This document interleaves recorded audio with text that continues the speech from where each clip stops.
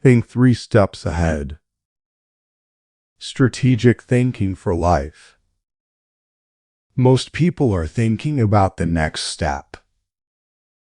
Not the step after that, not the step after that one. The immediate next thing, the reply that ends the uncomfortable moment.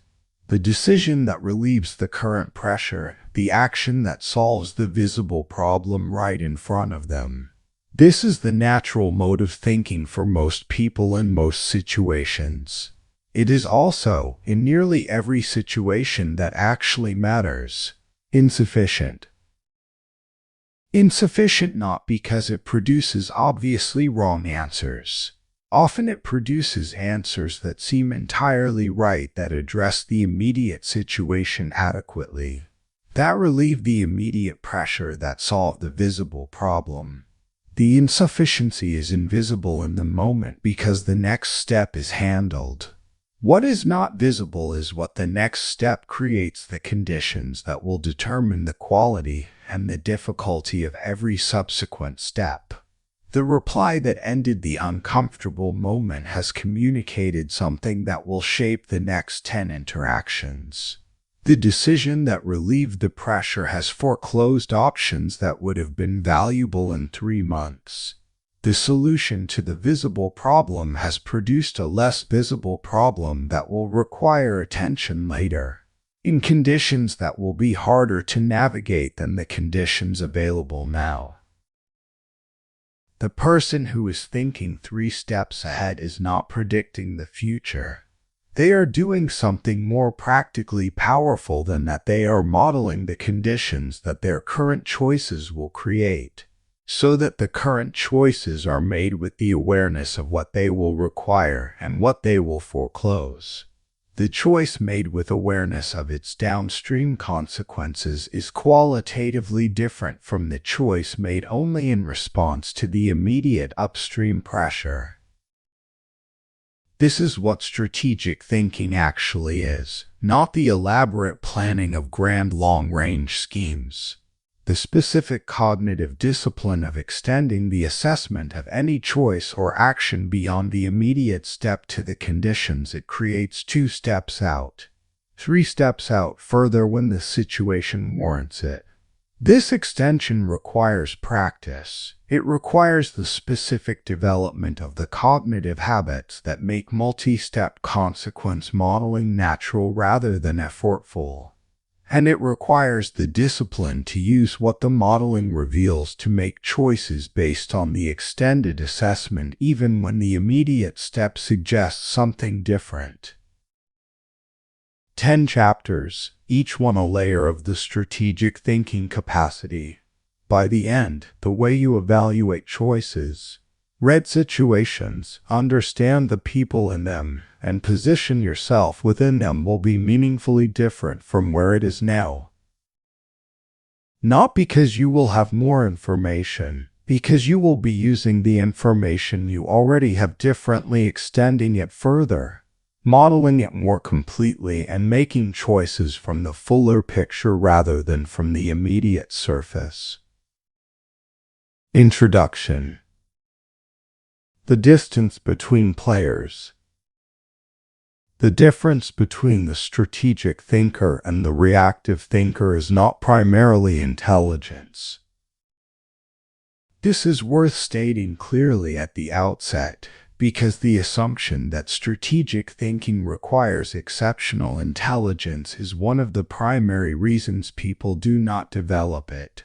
If it requires unusual cognitive gifts that most people do not have, then the failure to think strategically is simply the correct recognition of a limitation. This is wrong. Strategic thinking is a learnable cognitive practice, not a native endowment. The difference is primarily a matter of cognitive habits, of what the thinking process automatically does when a decision or a situation arises. The reactive thinker's cognitive process focuses automatically on the immediate situation and the immediate step. Not because they are incapable of extended thinking, they are fully capable of it when prompted. But the habitual first move of their cognitive process is the immediate assessment: what is this? And what do I do about it right now?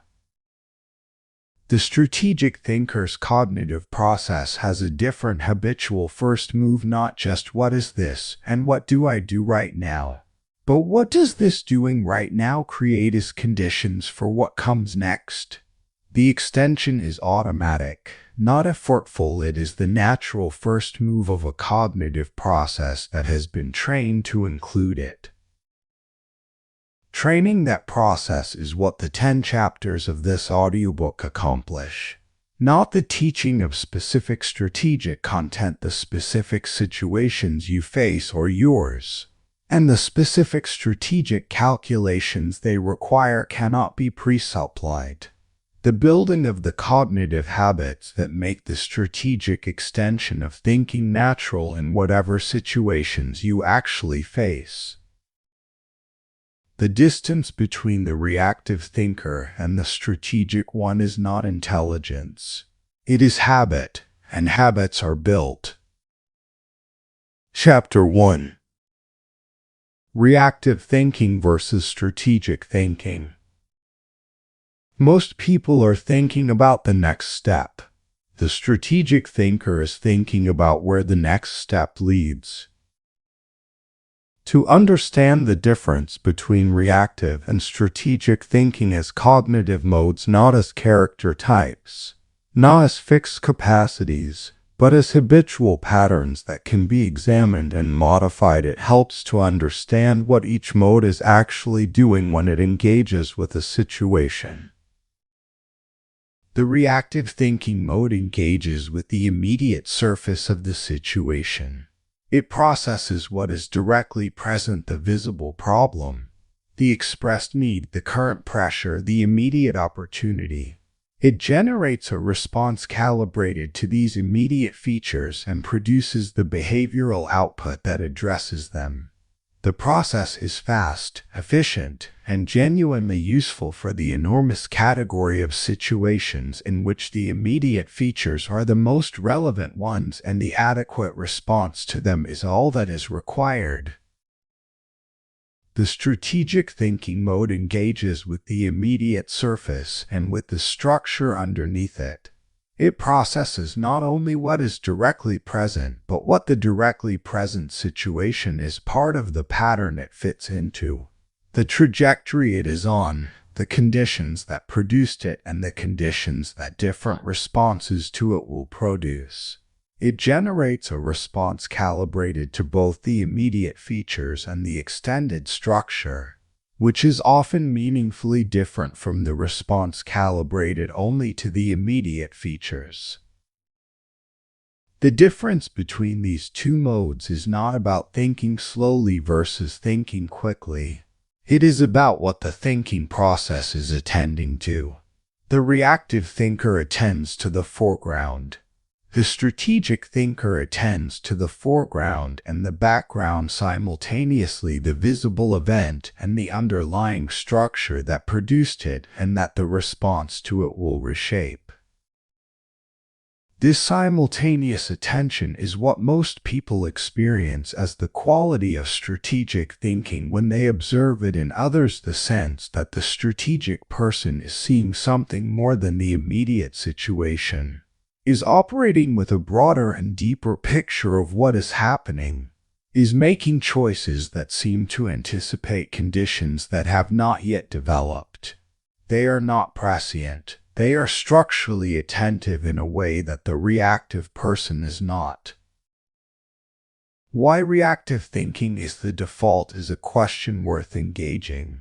Because the default was not accidental. The human cognitive system developed in conditions that favored fast, immediate response thinking over extended, structural thinking for most of the situations it encountered.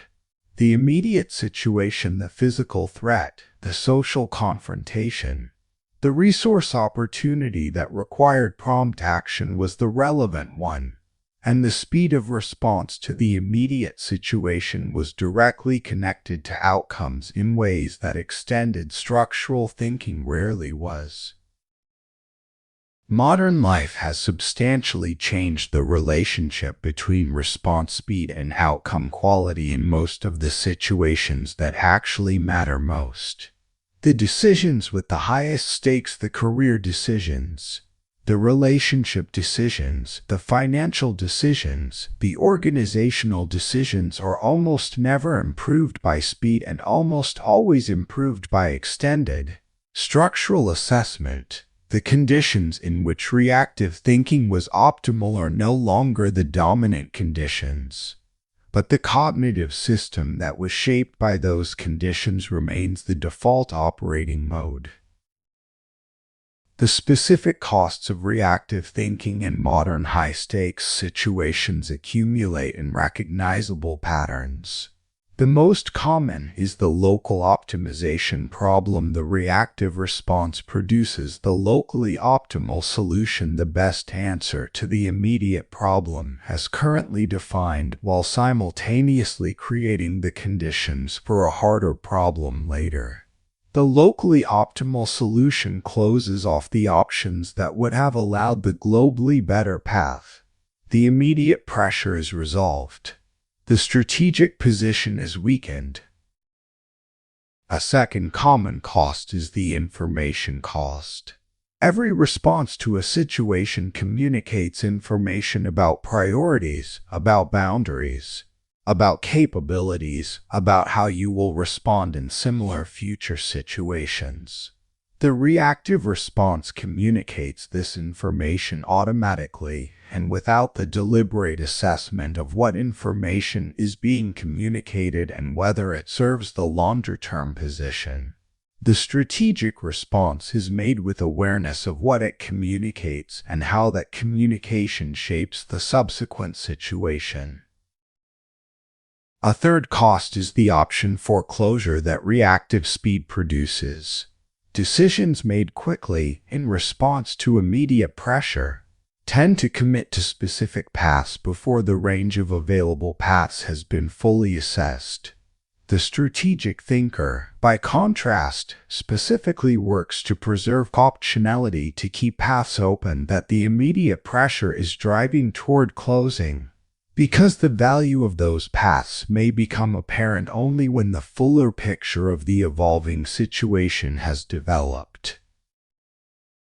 The transition from reactive to strategic thinking as the habitual mode is the fundamental project of this audiobook, not the occasional application of strategic analysis to explicitly identified high-stakes decisions. Most people do this already, imperfectly. The development of the cognitive habit that applies the strategic extension to the ordinary decisions of daily life, because it is the pattern of ordinary decisions that most significantly determines the strategic position from which the high-stakes ones are eventually made.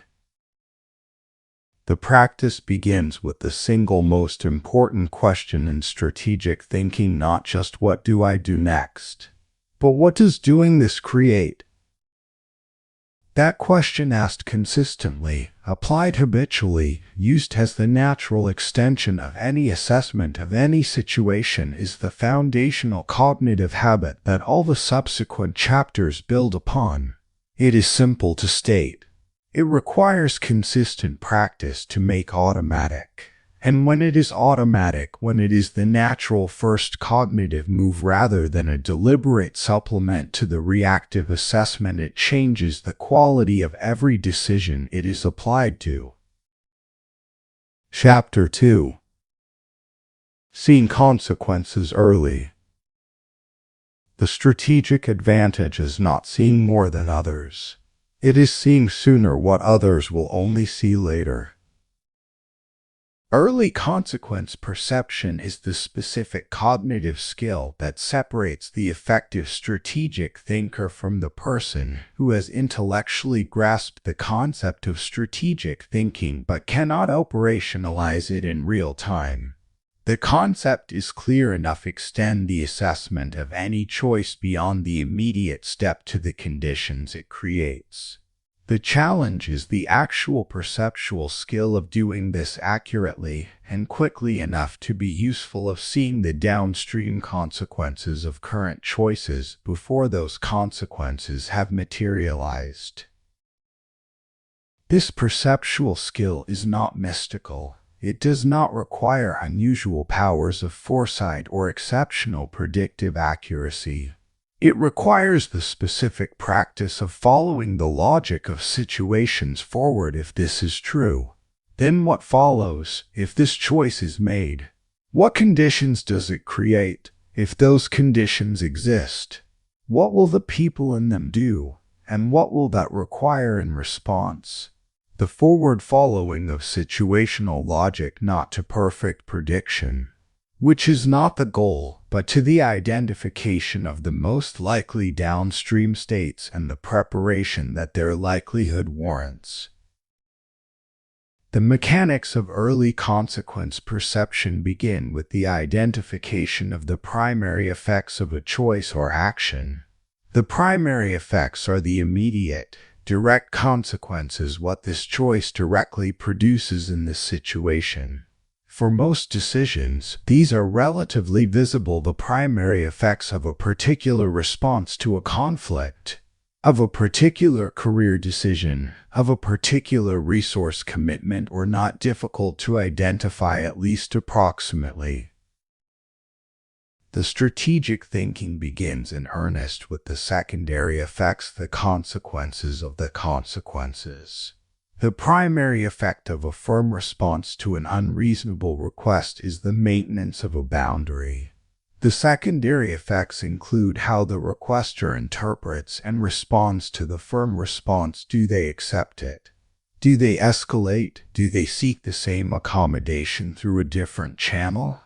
And how the interaction shapes the subsequent dynamic between the parties. Does it establish a clearer mutual understanding of what is acceptable? Or does it create resentment that will express itself in future interactions? The tertiary effects, the consequences of the secondary consequences, are where the genuine strategic depth lies. And they are also where the prediction becomes most uncertain and the requirement for judgment rather than calculation becomes most acute. At the tertiary level, the specific outcomes are rarely predictable with confidence. What is predictable is the range of likely states and their relative probabilities, which is enough to make meaningfully better choices than the reactive thinker who is not attending to the downstream at all. The specific practice of seeing consequences early has three components that together constitute the operational skill. The first component is the consequence chain, the explicit following of the primary, secondary, tertiary logic for any significant decision. Not the elaborate calculation of all possible downstream states that produces paralysis.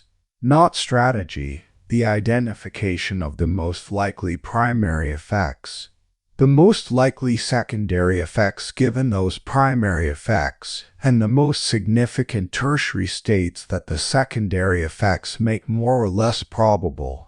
This chain, followed for the 2 or 3 most likely paths through the decision space, provides a substantially more complete picture of the decision than the immediate assessment. The second component is the bottleneck identification, the specific downstream states that, once reached, significantly constrain the subsequent options. These are the strategic hook points, the conditions that, if they develop, will require responses from a significantly weaker or more constrained position than the current one.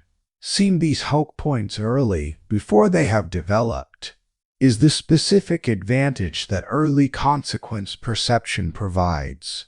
The current decision can be made with awareness of which choices led toward the hook point and which maintain the open position that avoids it. The avoidance of the downstream hook point is frequently worth a significant cost at the current step, a cost that the reactive thinker, attending only to the immediate step, would not accept because it does not appear to serve the immediate situation. The strategic thinker accepts the cost because they are making the choice with the fuller picture that includes the hook point the reactive thinker has not yet seen. The third component is the timing perception, the specific awareness of when in the evolution of a situation different choices are most available and most effective. Many situations have natural windows in which specific interventions are possible and outside of which they are not, windows that are visible to the person tracking the situation's development from the strategic perspective, but not to the person responding only to the immediate presentation. The meeting that could have been redirected early in its development requires much more effort to redirect once the conversational pattern has been established. The negotiation that could have been shaped early in the relationship requires much more difficult work to reshape once the default terms of engagement have calcified. The organizational problem that could have been addressed early in its development requires much more resource-intensive intervention once it has become the established way things work. Seeing the window, the early stage when the shaping effort is smallest and most effective, is the timing perception skill. Developing the early consequence perception requires deliberate practice in the ordinary situations of daily life, the consistent application of the consequence chain question, the consistent attention to bottlenecks and windows, the consistent extension of the assessment beyond the immediate surface. The practice sessions are the ordinary decisions that present themselves every day. The person who uses these ordinary decisions as practice sessions for the consequence chain is building the habit that the high-stakes decisions require. The person who does not practice in the ordinary situations does not have the habit available when the stakes become genuinely high. Early consequence perception is not a guarantee of better outcomes. Situations are too complex and too dependent on factors outside any individual's knowledge to produce reliable prediction of specific outcomes. It is a consistently better position from which to make choices, a fuller picture, a longer view, a greater awareness of what the current choice is creating as the conditions for subsequent choices. That consistent positional advantage, applied across many decisions over time, produces the cumulative strategic difference between the person who thinks ahead and the person who does not. Chapter 3: Planning beyond the moment. A plan is not a prediction. It is the maintenance of coherent intention across time. Planning is one of the most frequently misunderstood concepts in practical thinking, and the misunderstanding is costly because it produces either coverdependence on plans or the abandonment of planning as useless. The coverdependence treats the plan as a prediction, as a specification of what will happen that requires only faithful execution to produce the intended outcome. This version of planning fails systematically because situations develop in ways the plan did not anticipate, and the cover-committed planner cannot adapt without feeling that the plan has failed. The abandonment of planning treats it as futile. The plan never survives contact with reality. So why bother? This is the reactive person's conclusion from the observation that plans fail to predict perfectly. The conclusion is wrong because it confuses the predictive function which plans cannot reliably serve with the coherence function which plans reliably do serve when they are well constructed. The coherence function of a plan is the maintenance of directional consistency across many individual decisions over time. A plan specifies where you are trying to go. Each individual decision, taken without the plan, is made only in response to its immediate conditions. Taken with the plan, the same decision is made in response to its immediate conditions and in the context of the directional intention the plan specifies. The plan does not tell you what the decision will be. Conditions vary and specific choices must respond to specific conditions. It tells you what the decision is for, which changes the criteria by which the choice is made. The person who is planning beyond the moment is maintaining this coherence function across the full span of the planning horizon, not predicting each specific step, anticipating the shape of the territory well enough to navigate it with consistent direction rather than stumbling from immediate situation to immediate situation without a reliable sense of where the accumulation of those situations is heading. The first practical skill of planning beyond the moment is the identification of the genuine desired destination, not the stated goal, not the socially expected aspiration, but the actual outcome that, achieved, would constitute genuine success in the domain being planned. This identification is harder than it sounds because most people are better at naming intermediate objectives, what I need to do next, than genuine destinations, what I am ultimately trying to produce. The person who can name the genuine destination can evaluate any intermediate objective by the question of whether it actually moves toward the destination, which is a different and more useful question than whether it seems like the right next step. The gap between the intermediate objective and the genuine destination is where much reactive thinking wastes its effort. The intermediate objectives are addressed with energy and discipline, but they are not always or even often the shortest or most effective path to the genuine destination. They are the most visible steps, the ones that cultural scripts about achievement specify, the ones that are easiest to describe to others. The genuine destination requires the assessment of whether the visible steps actually led there or whether the energy invested in them is serving something other than the real goal. The second practical skill of planning beyond the moment is the identification of the major decision points, the specific junctures in the trajectory where the available choices will significantly shape the subsequent path. These are the leverage points of the plan, the places where the quality of the decision has outsized downstream consequences relative to other decision points. Identifying the leverage points in advance allows the preparation and the deliberative quality to be concentrated where they matter most, rather than being distributed evenly across all decisions regardless of their relative consequence. The strategic thinker does not treat all decisions equally.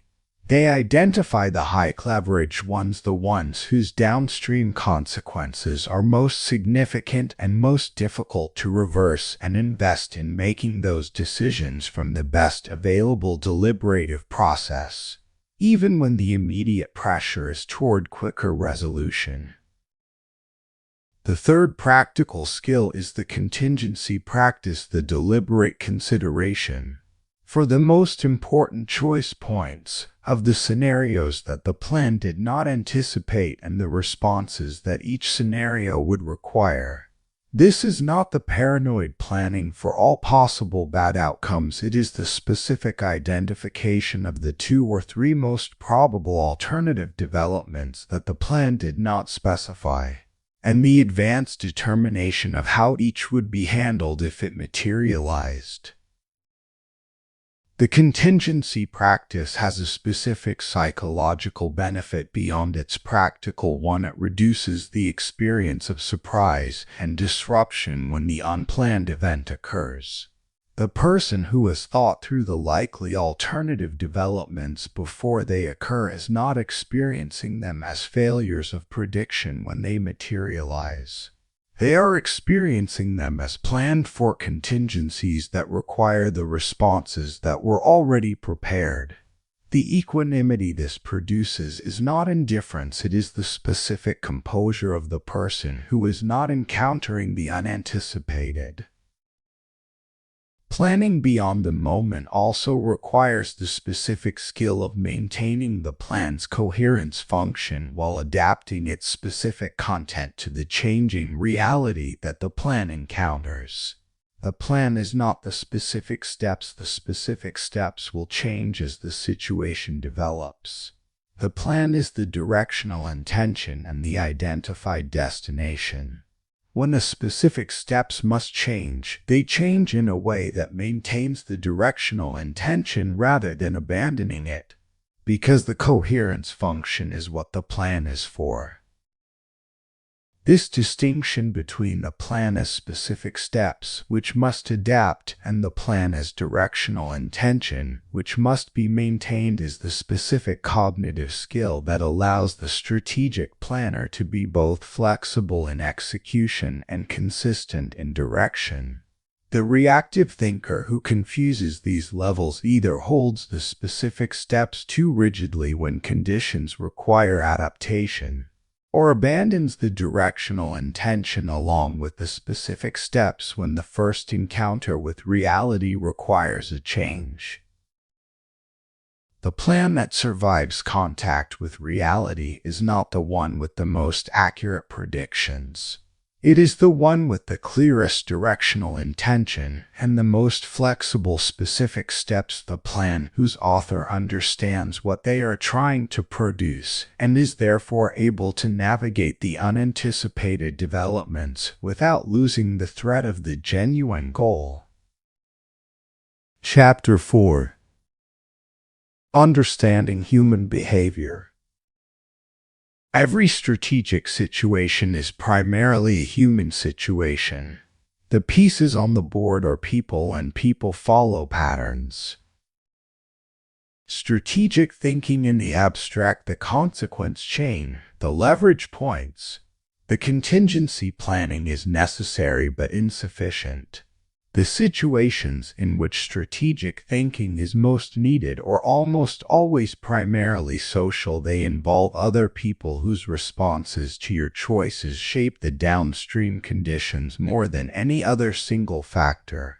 The strategic thinker who has developed the consequence chain practice but lacks an accurate model of how people behave is modeling the downstream with a significant blind spot, the specific uncertainty about what other people will do, which in social situations is the primary source of uncertainty.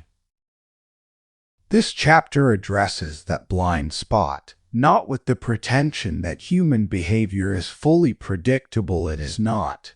And the specific choices of specific individuals in specific circumstances will always retain genuine uncertainty, with the practical observation that human behavior is far more patterned and far more predictable in its general tendencies than most people give it credit for, and that understanding those tendencies accurately produces a significantly better model of the downstream conditions of any social situation than the model that treats human responses as essentially random.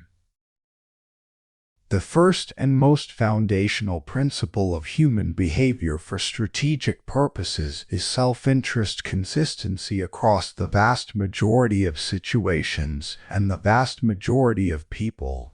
Behavior is primarily driven by the pursuit of what the person perceives to be in their own interest. This statement sounds obvious and is routinely underweighted in practical social assessments. People consistently overestimate the degree to which others' behavior is motivated by the explicit content of the stated situation, and underestimate the degree to which it is motivated by the underlying interests that the situation affects. This does not mean that people are purely selfish in the narrow sense. Self-interest, in the relevant sense, includes a wide range of motivations: the desire for social approval, the avoidance of shame, the maintenance of self-consistency, the protection of important relationships, the alignment with stated values, the avoidance of cognitive dissonance. The self-interest that drives behavior is not always economic and not always obviously self-serving in the external sense. But it is consistently self-referential. It is about the person's own model of what is good, important, or threatening for them. The practical implication is that the most reliable way to predict what a person will do is to understand their model of their own interests, what they see as important to protect or pursue, what they understand themselves to be, what they are motivated to avoid. This understanding is more predictive than the stated intentions, the explicit agreements, or the social scripts the person is following. Because when those elements conflict with the perceived self-interest, the self-interest typically wins. The second foundational principle is status sensitivity. Behavior is consistently influenced by considerations of relative standing, perceived respect or disrespect, and the maintenance of a self-image that can be coherently held in the social environment. People do things that serve their interests and that allow them to maintain their status in the relevant social context. When these two considerations conflict, the resolution depends on how significant each is, but the status consideration is far more influential in most ordinary social situations than most people's explicit models of others' behavior acknowledge. The status sensitivity principle has a specific strategic implication. How you make a request, present a decision, or frame an outcome significantly affects the response you receive. Independent of the content, the same request framed in a way that implies the recipient's competence and judgment receives a different response than the same request framed in a way that implies evaluation or supervision. The same decision framed as a collaborative conclusion receives a different response than the same decision framed as an imposed directive. The content is identical. The status framing has changed the response. The strategic thinker builds the habit of attending to the status dimension of every significant social situation, not just what the interaction is about at the content level, but what it communicates about relative standing, about the evaluation of the other party's competence and judgment, about the respect implicit in how the engagement is conducted. These communications are frequently the primary determinants of the response received, even when the content suggests otherwise. The third foundational principle is consistency preference. People have a strong tendency to behave in ways that are consistent with their prior behavior, their stated positions, and their self-concept. This tendency is not perfectly reliable. People change their behavior when the costs of maintaining consistency become high enough, but it is strong enough and consistent enough to be a significant predictive resource. The consistency preference operates in two strategic directions. The first is backward understanding. A person's prior behavior in situations of the relevant type is one of the most reliable predictors of their behavior in the current situation of that type. Not a perfect predictor. Situations differ and people evolve, but a substantially better predictor than any abstraction from stated intentions or explicit agreements. Past pattern is one of the most underutilized sources of strategic information available in ordinary social environments. The second direction is forward. The person's public commitment to a position, the statement they have made in front of relevant others, the explicit agreement they have entered into, all create a consistency obligation that significantly raises the cost of behaving inconsistently. The strategic use of this principle involves creating the conditions for public commitment when commitment to a specific path is genuinely important, not manipulation. but the design of interactions that make the relevant consistency obligations explicit and visible rather than implicit and easily disregarded. Understanding human behavior at this level does not require the adoption of a cynical view of human nature. It requires the adoption of an accurate one. People pursue their interests as they understand them, maintain their status as they define it, and behave consistently with their prior patterns and commitments. Within those tendencies, there is enormous variation in character, generosity, creativity, and the specific content of what the interests, status, and patterns consist of. The strategic understanding does not flatten people, it describes the structural tendencies within which the full richness of individual variation operates. Chapter 5. Predicting Reactions.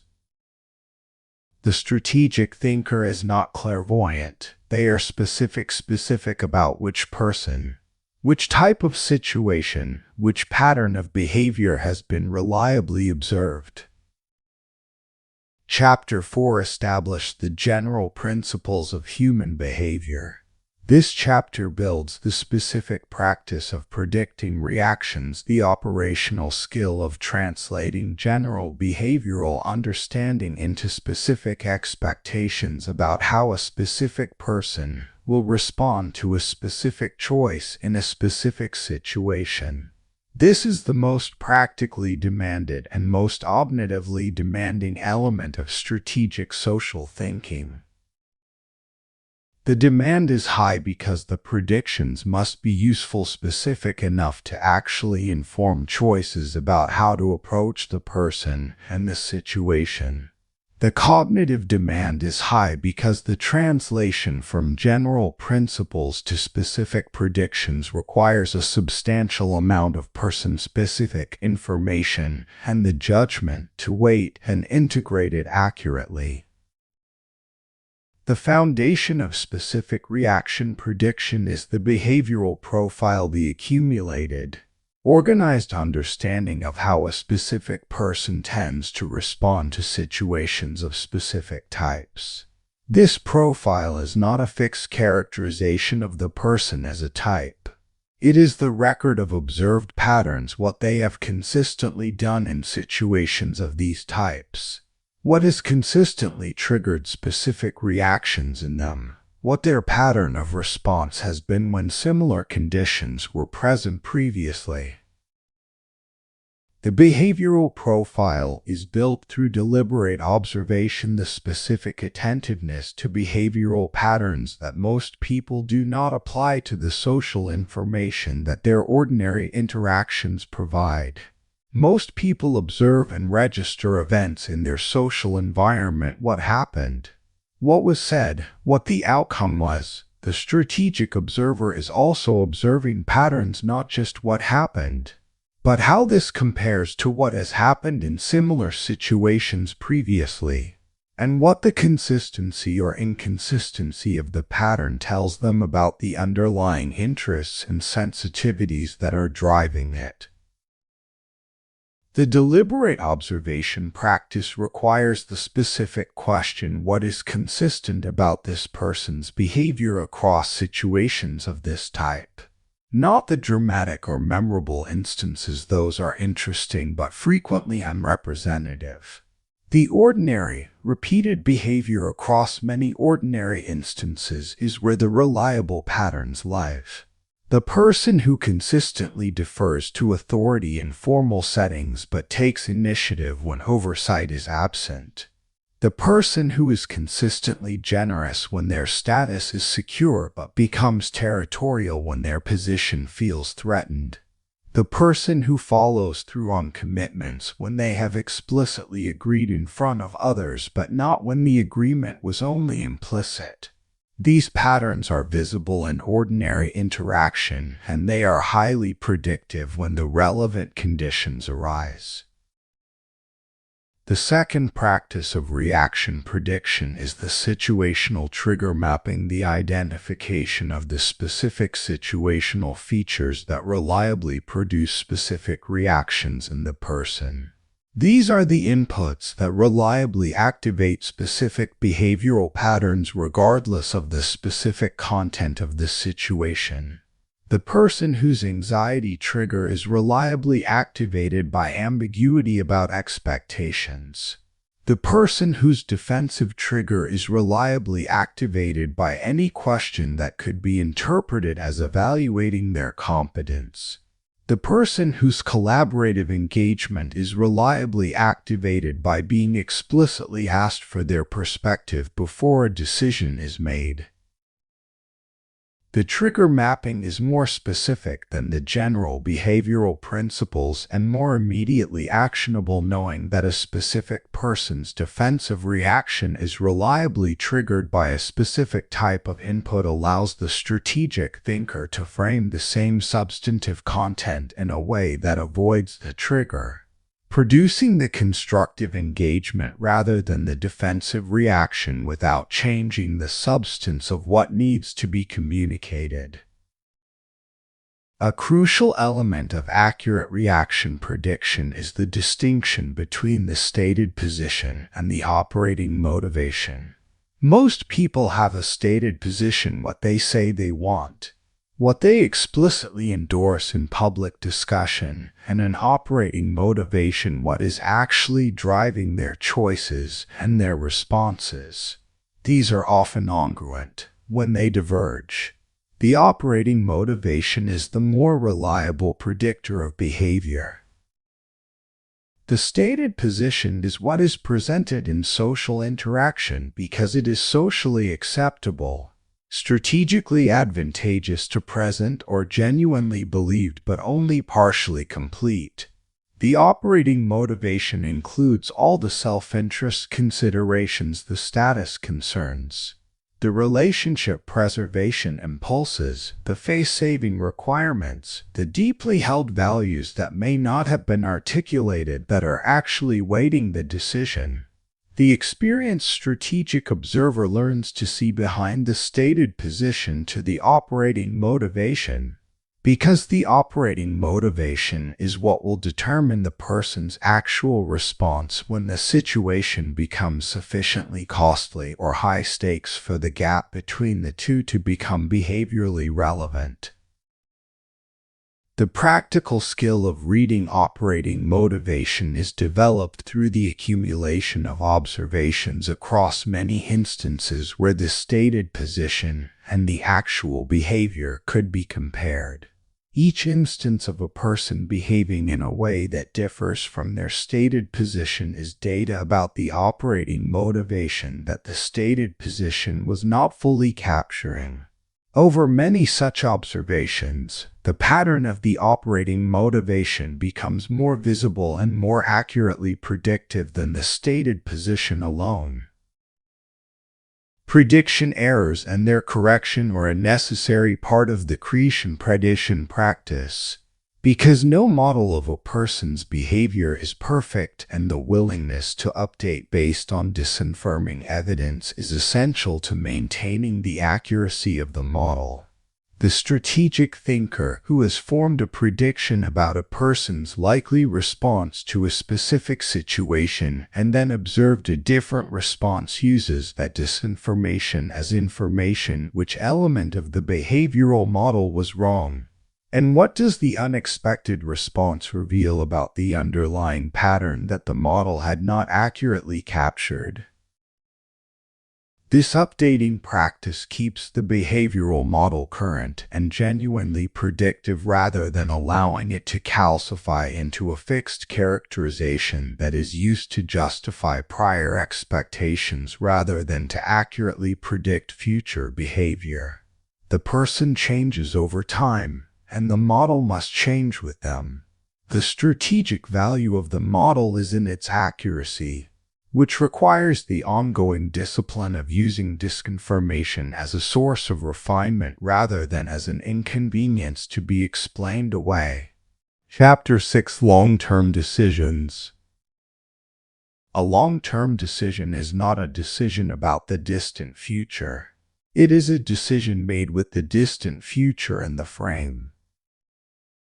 The specific cognitive challenge of long-term decision-making is not the prediction of distant outcomes. Predicting specific outcomes far in the future is impossible, and the attempt produces overconfident, brittle plans rather than genuine strategic thinking.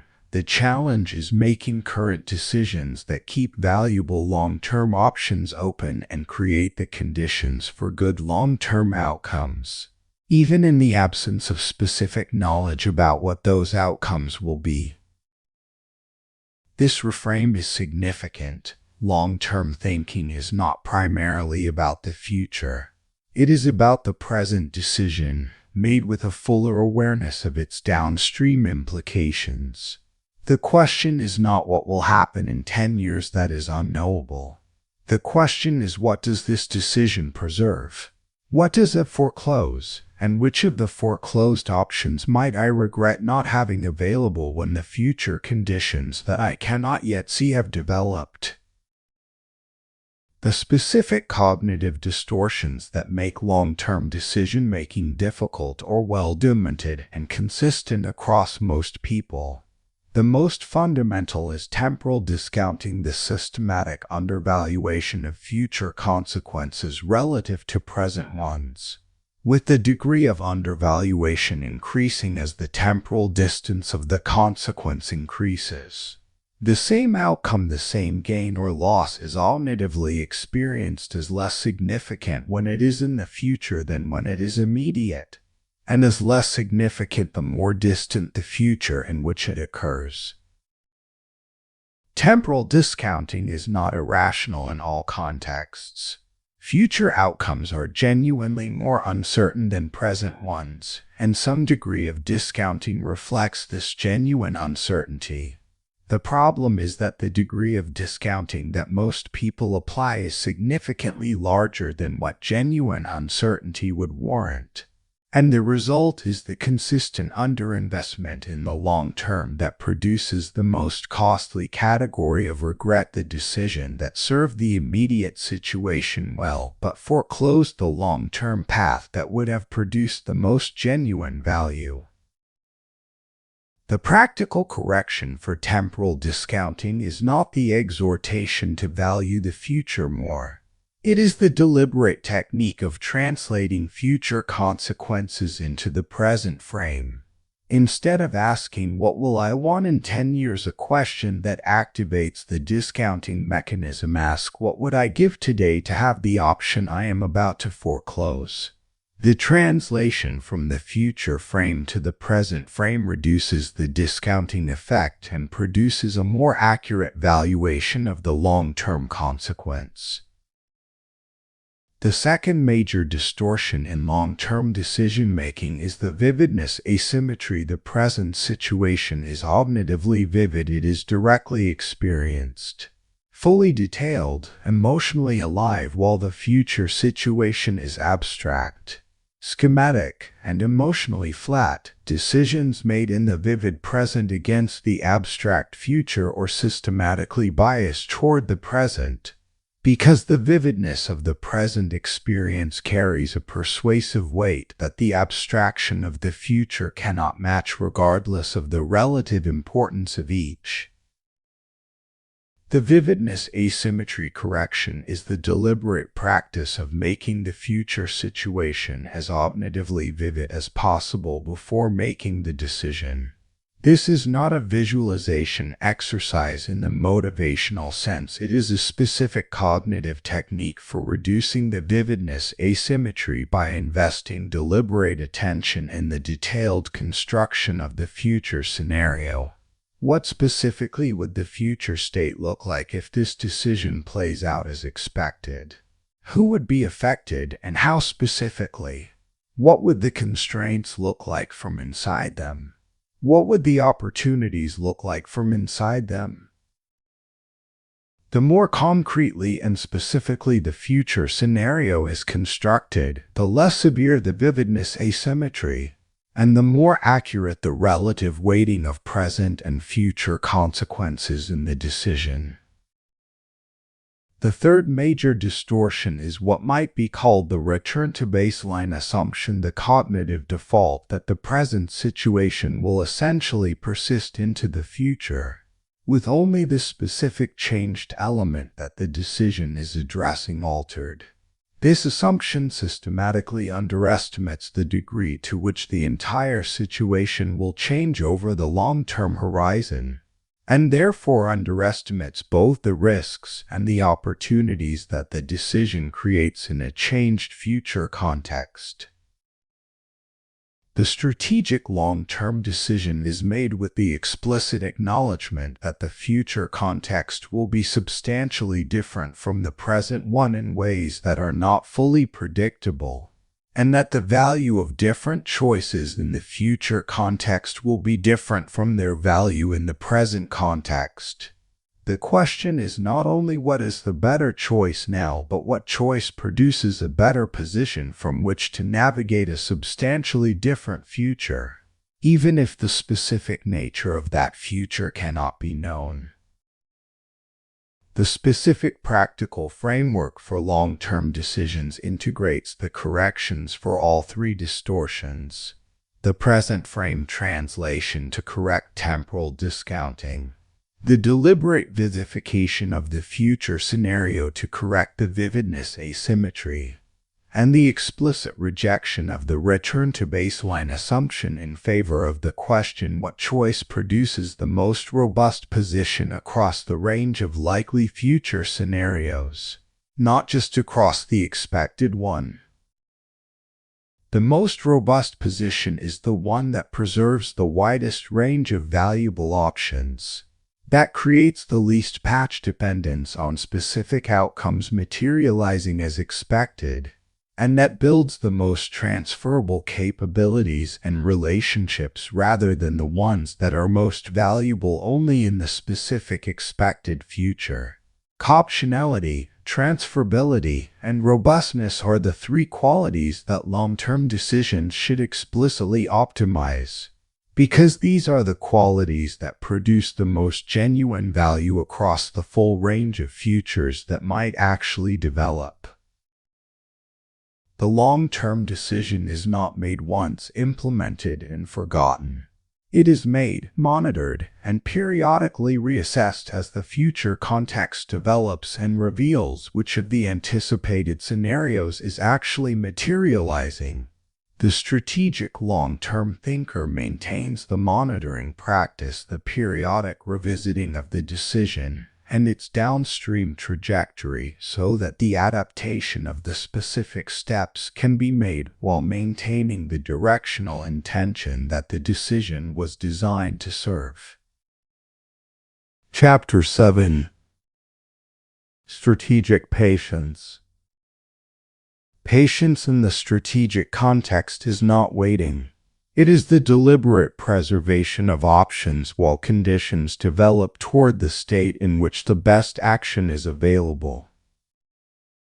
This chapter addresses what many people find the most demanding element of strategic thinking: the discipline to not act when the impulse to act is strong. The social expectation is toward action, and the visible cost of waiting feels more concrete than the invisible benefit of timing. Strategic patience is frequently confused with passive waiting, the avoidance of action that reflects hesitancy or insufficient decisiveness rather than deliberate choice. This confusion is costly because it frames the patience as a character weakness rather than a strategic tool, which produces social pressure toward action that undermines precisely the quality of judgment that strategic patience is designed to preserve. The distinction between passive waiting and strategic patience is the presence of a clear assessment of what conditions are being waited for. Passive waiting is the absence of action without a clear model of when action would be appropriate.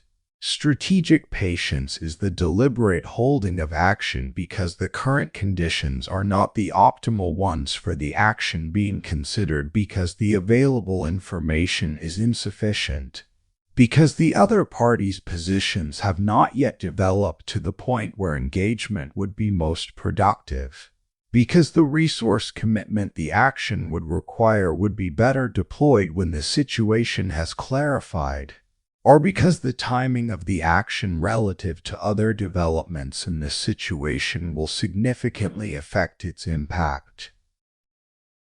The specific conditions that make strategic patience the right posture rather than the passive waiting one can be grouped into three categories. The first is information development situations in which the information that would allow a better decision is available but has not yet been gathered or revealed. The decision that can be made better in 3 days than today, because a key piece of information will become available in the interim, is a candidate for strategic patience. The cost of the 3-day delay is the loss of 3 days of progress on the action. The benefit is the improved quality of the decision made from the better information. The strategic assessment weighs these explicitly rather than defaulting to action because action feels more decisive. The second category is position development situations in which the strategic position from which the action will be taken continues to improve while waiting, making the eventual action more effective than the same action taken from the current position would be. The negotiation that proceeds from a stronger position after the demonstration of alternative options. The intervention in a conflict that is more effective after the conflict has revealed the genuine interests of the parties. The organizational change that is more sustainable after the relationship capital that will be needed to support it has been built. In these situations, the action is not postponed, it is timed to the position that makes it most effective. The third category is opponent exhaustion situations in which the opposing party's position weakens over time while the patient party's position is maintained or strengthened. The adversarial situation in which the other party's commitment to their current position is costing them more than it is costing you, and in which time is therefore an ally that patience exploits. The negotiation in which the other party's need for resolution is more urgent than yours, and in which the willingness to wait longer produces a better eventual resolution than the rushed one would have. The discipline of strategic patience requires two specific internal capacities that are both trainable through consistent practice.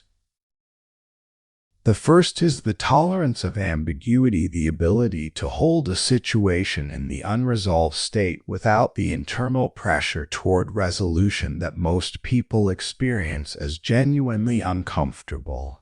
The discomfort of unresolved situations is real and consistent. The cognitive and emotional cost of maintaining an open decision. An unresolved conflict or an uncertain situation produces a genuine pull toward resolution that is independent of whether the resolution is better than the continued uncertainty. Strategic patience requires the ability to tolerate this pull without discharging it through premature action. The tolerance of ambiguity is built through the same progressive practice logic as all the other capacities in this audiobook: deliberate practice in lower stakes situations.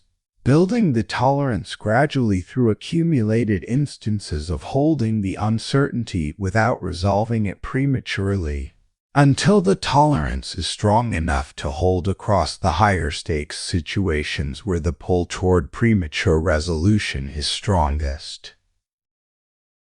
The second internal capacity required for strategic patience is the ongoing tracking of the conditions that the patient is waiting for, the maintenance of the active monitoring that distinguishes strategic patience from passive drift. The patient party is not simply not acting.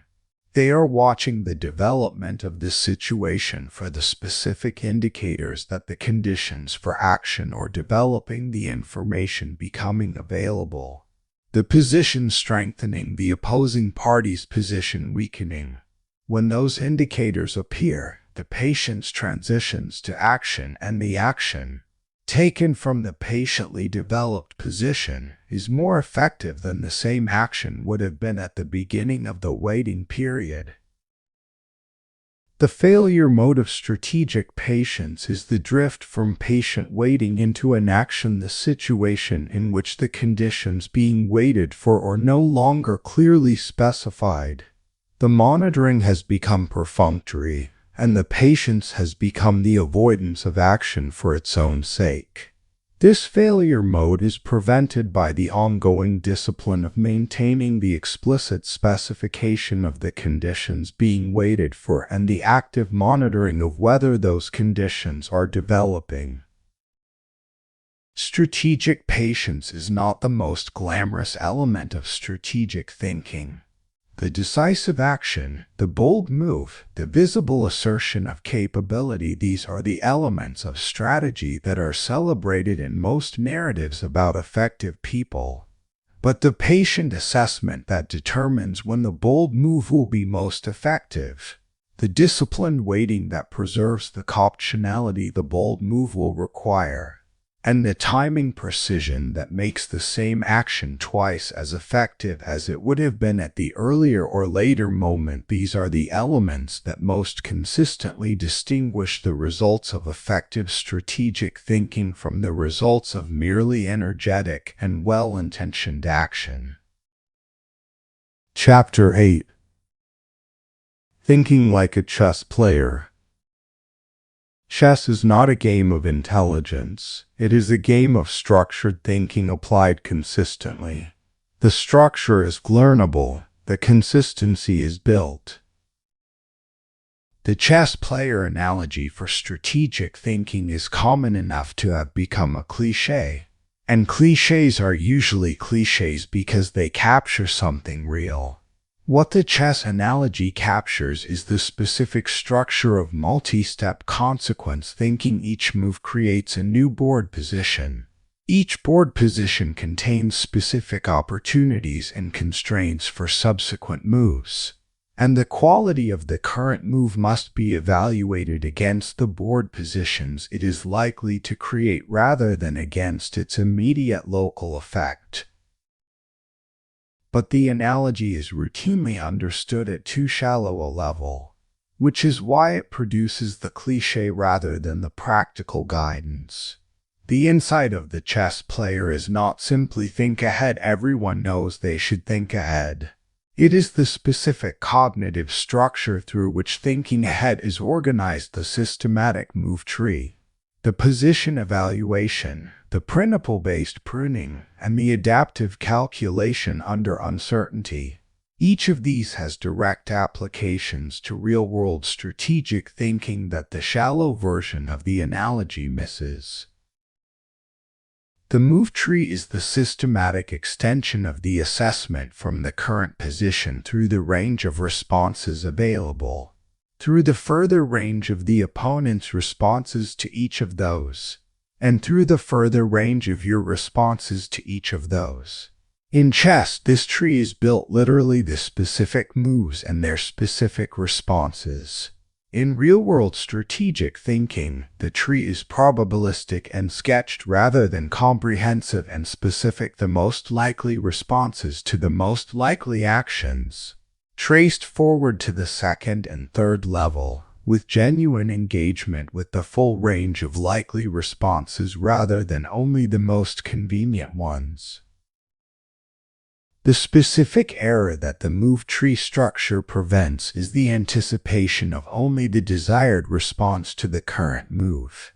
The reactive thinker, when planning a significant communication or decision, typically anticipates the response they hope the situation will produce: the agreement, the collaboration, the acceptance. The strategic thinker using the move tree structure explicitly anticipates the range of responses.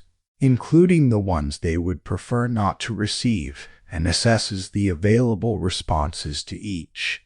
This produces a choice that is not only calibrated to the desired response but is also robust to the undesired ones, a choice that maintains a good position across the full range of likely outcomes rather than only across the expected one. Position evaluation is the chess concept that translates most directly into real-world strategic thinking. In chess, the position is the arrangement of pieces on the board and the relative power each side has to create threats and respond to them. In real-world strategic thinking, the position is the arrangement of relationships, resources, capabilities, and commitments that determine the options available and the costs associated with each. Evaluating position, asking what the current state of the strategic situation is, independent of any specific immediate decision, is a practice that most people do not apply to their lives with any regularity. The specific questions that constitute the position evaluation are: what options are currently available that may not be available later? What commitments have been made that constrain future options? What relationships are currently strong enough to be called upon if needed? What capabilities exist that could be deployed but are not currently active? What liabilities exist that will require attention regardless of what other choices are made? The regular position evaluation, the habit of periodically stepping back from the immediate decisions and asking what the overall strategic position is, produces a specific cognitive clarity that the person who only ever addresses the immediate situation does not develop. It reveals the pattern of how the individual decisions are accumulating into a trajectory, and whether that trajectory is genuinely serving the long-term interests that the individual decisions appeared to be serving when each was made in isolation. Principle-based pruning is the chess concept that addresses the practical challenge of multi-step thinking in real situations. The range of possible moves and responses is too large to trace exhaustively, and the strategic thinker must have a way to focus the analysis on the most relevant branches of the move tree without examining all of them. In chess, this is done through principles, established strategic rules that allow the player to immediately assess that certain types of moves are unpromising and certain types of positions are worth pursuing, reducing the search space to manageable size without the need to calculate every possibility. In real-world strategic thinking, the equivalent principles are the behavioral principles from Chapter 4 and the structural principles from Chapter 2, the consistency preference, the self-interest consistency, the status sensitivity, the bottleneck identification, the window recognition. These principles allow the strategic thinker to quickly assess that certain choices are likely to produce specifically problematic downstream conditions, and certain choices are likely to be robust across the range of likely outcomes without the need to exhaustively trace every possible consequence chain. Adaptive calculation under uncertainty is the chess player quality that most directly separates the effective from the ineffective strategic thinker, the ability to continue making high-quality choices when the position is unclear, the information is incomplete, and the range of possible outcomes is wide. The inexperienced chess player either freezes in complex positions, overwhelmed by the uncertainty and unable to commit to a move, or rushes to resolve the uncertainty by playing quickly, sacrificing the quality of the assessment for the relief of having made a choice.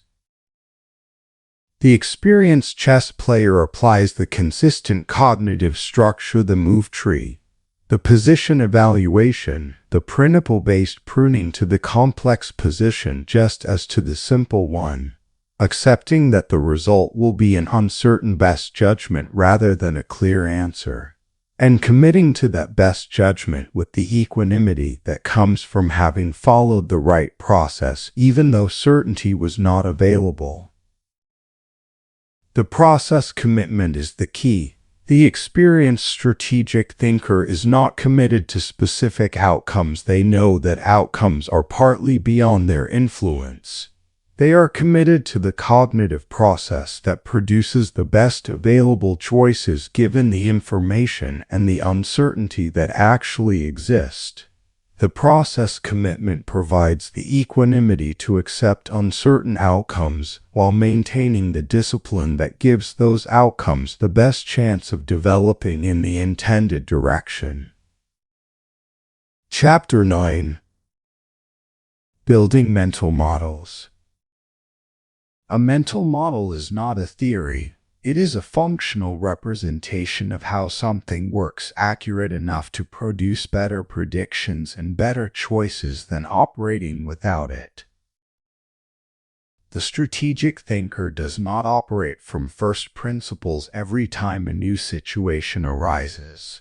They operate from accumulated mental models, organized, tested representations of how specific types of situations, systems, and people tend to work that allow new situations to be assessed quickly, the relevant patterns to be identified efficiently, and the most likely downstream trajectories to be projected without the need to rebuild the entire analysis from scratch each time.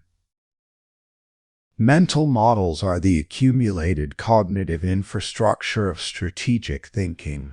They are what separates the experienced strategic thinker from the intelligent but inexperienced one. Both have the cognitive capacity for multi-step consequence thinking, but the experienced one has a library of tested models that makes the thinking faster, more accurate, and more appropriate to the specific type of situation being navigated.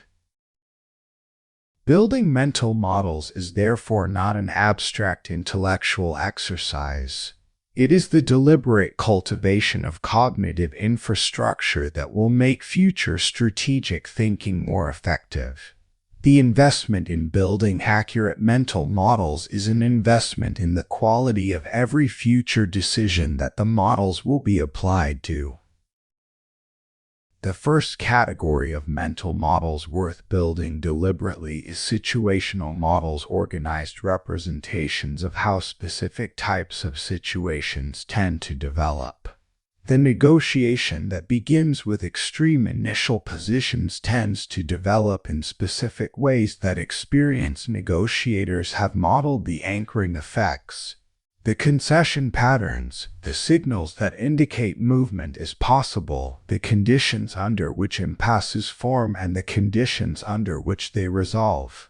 The organizational change initiative that faces initial resistance tends to develop in specific ways. The early adopters, the visible skeptics, the quiet majority that waits to see which direction the momentum goes. The late-stage resistance that emerges once the change is partially implemented and the full implications are visible. These situational models allow the person who has them to read the current development of a situation against the model's expected trajectory to see where the current situation is in the typical arc of situations of this type, to anticipate what the next phase typically looks like, and to position accordingly rather than being surprised by the developments that the model predicted were coming. The second category is systems models, organized representations of how specific systems, organizational, social, economic, technical, respond to different types of inputs. Systems have specific structural features that make them behave in patterned ways, feedback loops that amplify or dampen changes, delay effects that separate actions from their consequences by specific amounts of time, equilibrium states that the system tends to return to after perturbation. Understanding these structural features of the systems you operate in even approximately, even without formal systems theory, allows significantly better prediction of how the system will respond to the choices you make within it. The most practically valuable systems insight for ordinary strategic thinking is the delay effect, the systematic gap between actions taken within a system and the consequences of those actions as mediated by the system's dynamics. Most systems have delays. The organizational change produces visible results 6 months after implementation, not immediately. The relationship investment produces the trust that enables the difficult conversation 6 months after the investment, not immediately. The skill development produces the performance improvement 6 months after the consistent practice, not immediately. The delay effect produces a specific and consistent strategic error, the abandonment of the right intervention before its results have had time to develop, and the substitution of a different intervention that also produces no immediate results, and the cycle of premature abandonment and substitution that prevents any intervention from being in place long enough to produce its delayed effects. Understanding the delay effect, building the expectation of the delay into the model of the system prevents this cycle by calibrating the time horizon of expected results to the actual time horizon of the system's response, rather than to the immediate result expectation that the reactive mode naturally produces. The third category is people models, the individual behavioral profiles described in Chapter 5, organized into a library that allows new people to be quickly assessed against the patterns established in past observation. The person who quickly displays the specific behavioral signature of the consistency preference type, the explicit reference to what they have done before. The discomfort with novelty, the preference for precedent over innovation, can be approached with the specific strategies that work well with that type without the need to rediscover those strategies from scratch in the new relationship. People models must be held lightly and updated readily because they are the category of model most vulnerable to the confirmation bias error, the tendency to interpret ambiguous evidence as confirming the existing model rather than as potential evidence for revision. The people model is most useful when it is held as a probabilistic prior. This person is more likely to respond in this way based on the patterns I have observed rather than as a fixed characterization that overrides new evidence.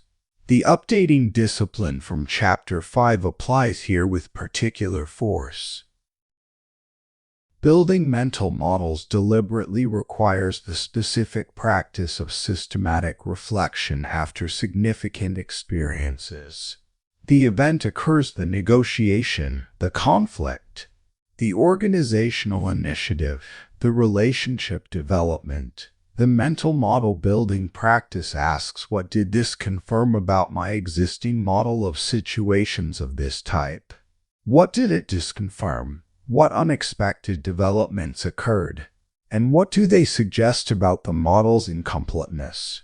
The answers to these questions, recorded and integrated into the model over many instances, produce the increasingly accurate and increasingly useful mental model library that makes future strategic thinking faster and more effective.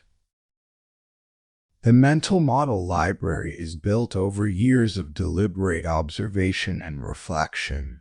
The quality difference between the person who has built it and the person who has not is not visible in a single decision. Both can reason carefully about any single situation. It is visible in the cumulative pattern of decision quality across many situations over time. The more complete the model library, the more quickly and more accurately the pattern of new situations is recognized. And the more effectively the strategic thinking is directed toward the most consequential elements rather than being spent on the reconstruction of understanding that the model already contains. Chapter 10. Living with Strategic Awareness. Strategic awareness is not a mode you switch into for important decisions. It is the ongoing quality of how you engage with every situation you move through. This final chapter addresses the integration challenge, the challenge of making everything the preceding 9 chapters have built into a genuinely consistent and natural way of engaging with the situations that daily life produces, rather than a set of techniques that are remembered and applied in explicitly identified high-stakes moments, but not in the ordinary moments that actually constitute most of a life. The integration challenge is real. The cognitive habits described in this audiobook, the consequence chain, the position evaluation, the behavioral profiling, the contingency practice, the patience discipline are not natural defaults for most people. They were learned, and they require the ongoing investment of the practice that all learned cognitive habits require to become genuinely automatic rather than effortfully applied. The integration is also genuinely important. The strategic position from which the high-stakes decisions are eventually made is built from the accumulation of the ordinary decisions, the relationship investments, the reputation-building behaviors, the caution-preserving choices, the resource allocation decisions that are made in the ordinary situations of daily life. The person who applies strategic awareness only in explicitly identified high-stakes situations is building their strategic position from ordinary situations navigated creatively, which means the high-stakes situation is being approached from a weaker position than the same level of cognitive capability applied consistently would have produced. The practical question of what living with strategic awareness actually looks like in daily life has specific answers that are worth developing concretely. The first expression is the automatic consequence extension, the habitual asking of what does this create rather than only what does this do, applied to the ordinary decisions of ordinary days, not the elaborate consequence chain for every small choice that would be paralyzing. The brief, automatic, 2 to 3 second extension of the assessment to the most significant likely downstream effects. This extension, applied consistently, catches the locally optimal but strategically costly choices before they are made rather than after. The second expression is the ongoing position awareness, the periodic, brief assessment of the current strategic position across the relevant domains of life. Not the comprehensive position evaluation described in Chapter 8 that is a quarterly or annual practice. The ongoing background awareness of how the current situation compares to the desired trajectory or the relationships that matter being maintained and strengthened. Is the capability development staying current with the demands that are developing? Are the commitments accumulating in a way that is preserving valuable options or progressively foreclosing them? This background awareness does not require deliberate time investment in most ordinary moments. It is the ambient tracking of the strategic position that the consistent practice of position evaluation builds into the ongoing cognitive background. When it is working well, it produces the periodic alert something about the current trajectory is developing in a direction that is not consistent with the longer-term position. That alert, noticed early, allows the course correction before the deviation has become a significant problem. The third expression is the behavioral observation practice, the ongoing, light touch attentiveness to the patterns in others' behavior that the behavioral profiling practice developed in chapters 4 and 5 requires. In daily interaction, this means the brief, non-intrusive noting of the consistent patterns that ordinary interactions reveal. The person who consistently expands the scope of requests when the initial request is granted without friction. The person who consistently performs more effectively when given explicit recognition before being asked to stretch. The person who consistently becomes less reliable as deadlines approach when the project is not one they initially endorsed. These patterns are visible in ordinary interaction, and the person who is habitually noting them is continuously building and refining the behavioral profiles that make reaction prediction more accurate. The investment is essentially zero. The observation is a light touch addition to the ordinary engagement with ordinary interactions, not a separate analytical activity. The accumulated return, in the form of more accurate models of the people whose behavior most significantly affects the situations you navigate, is substantial. The fourth expression is the deliberate reflection practice, the specific habit of periodically reviewing the significant events of the recent period, the decisions made, the interactions that went well or poorly, the developments that were anticipated and the ones that were surprising, with the explicit question of what the review reveals about the accuracy of the models being used and what should be updated. This reflection practice is the primary mechanism through which the mental model library is actively maintained and developed. Without it, the models gradually become stale, calibrated to the conditions of the past rather than the conditions of the present, effective for the situations that have already been extensively experienced, but not for the new types of situations that the evolving life continues to produce. With it, the models stay current, the surprises become less surprising, and the strategic assessments become progressively more accurate over time. The fifth and integrating expression is the disposition that all the preceding practices cultivate the genuine preference for the understood situation over the unexamined one, for the deliberate choice over the automatic reaction, for the extended assessment over the immediate response. This is the identity dimension of the strategic awareness, not a set of techniques held alongside the ordinary way of engaging with life, but a genuinely different way of engaging with life that the consistent practice of the preceding chapters builds into the default. The strategic person does not experience their way of thinking as effortful. It is how they naturally engage with the situations they encounter, the automatic consequence extension, the habitual position awareness, the ongoing behavioral observation, the periodic reflection. These are no longer practices imposed on the natural way of engaging.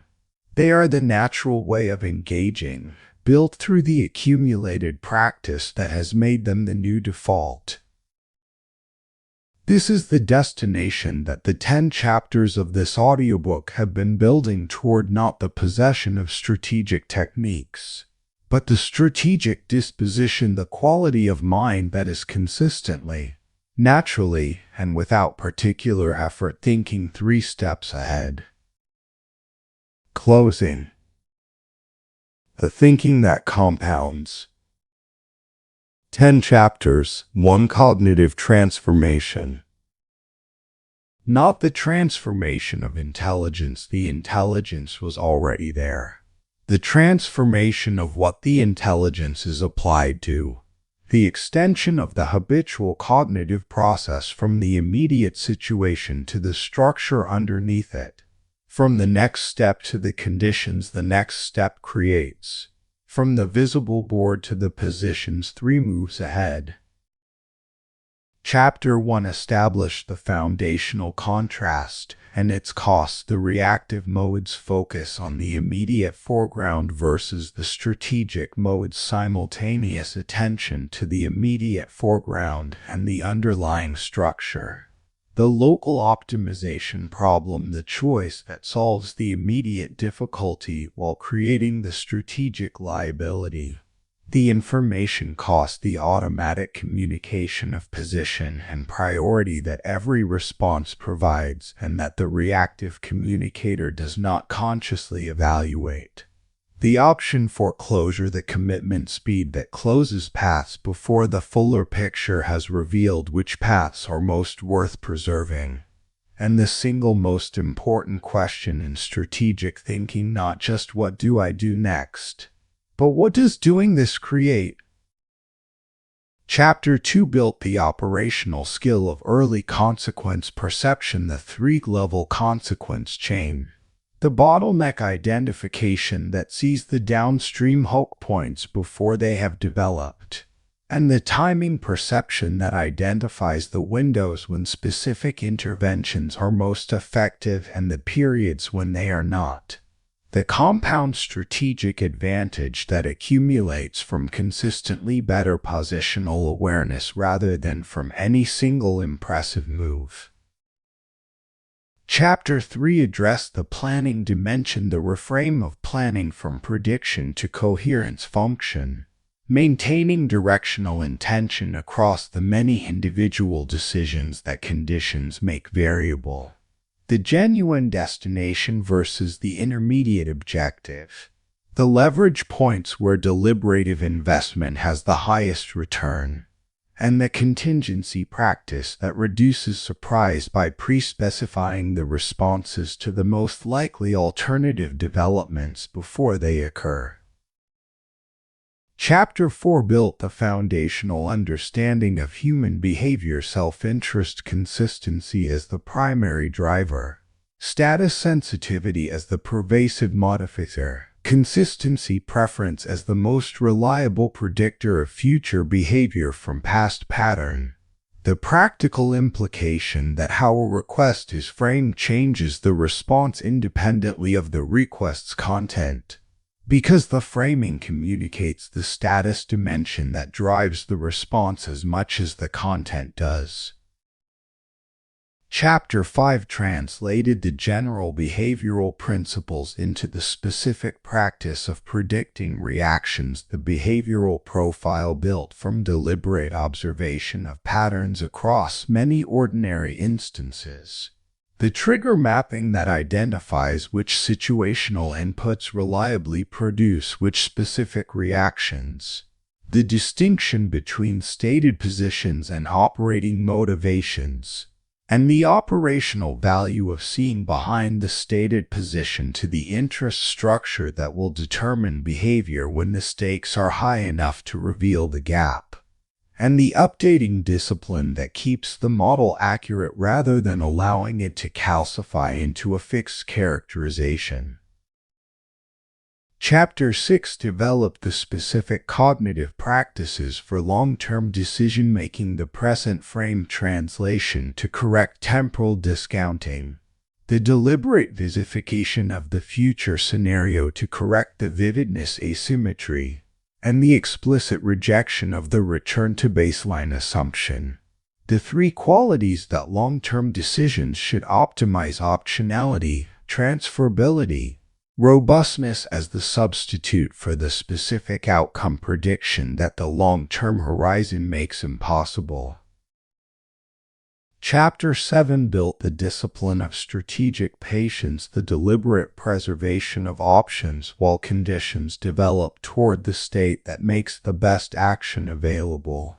The three categories of conditions that warrant patience: information development, position development, opponent exhaustion. The two internal capacities that patience requires: tolerance of ambiguity and ongoing monitoring of the conditions being waited for, and the distinction between strategic patience and passive drift, maintained by the explicit specification of the conditions being awaited.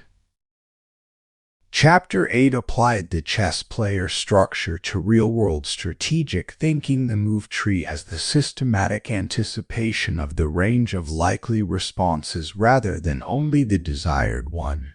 The position evaluation as the periodic stepping back from individual decisions to assess the overall strategic state. The principle-based pruning that allows the assessment to focus on the most relevant branches without exhaustive calculation. And the process commitment as the equanimity practice commitment to the right cognitive process rather than to specific outcomes, which provides the composure to navigate genuine uncertainty without either freezing or rushing. Chapter 9 built the mental model library, situational models that allow new situations to be read against their typical trajectory. Systems models that reveal how the systems you operate in respond to different inputs over their characteristic time delays. And people models that allow individual behavioral patterns to be recognized and navigated efficiently. The systematic reflection practice as the primary mechanism for building and maintaining the library's accuracy over time. And Chapter 10 named the destination living with strategic awareness as the ongoing, natural, automatic quality of engagement with situations, not a mode switched on for high-stakes decisions, but the default cognitive disposition that the consistent practice of the preceding chapters builds into the natural way of engaging with any situation that presents itself. The thinking that compounds is not more frequent thinking or more effortful thinking. It is thinking that extends further, sees more structure, preserves more options, and positions more carefully across the ordinary situations that constitute most of a life. Each decision made from the extended assessment rather than only the immediate one is a small improvement over what the reactive default would have produced. The small improvement is not dramatic in the individual instance. It is transformative in the accumulation. Strategic thinking compounds like any other practice slowly at first, accelerating with the development of the mental model library, producing the qualitative difference over years that is invisible in weeks. The situation presents itself. You see the immediate step.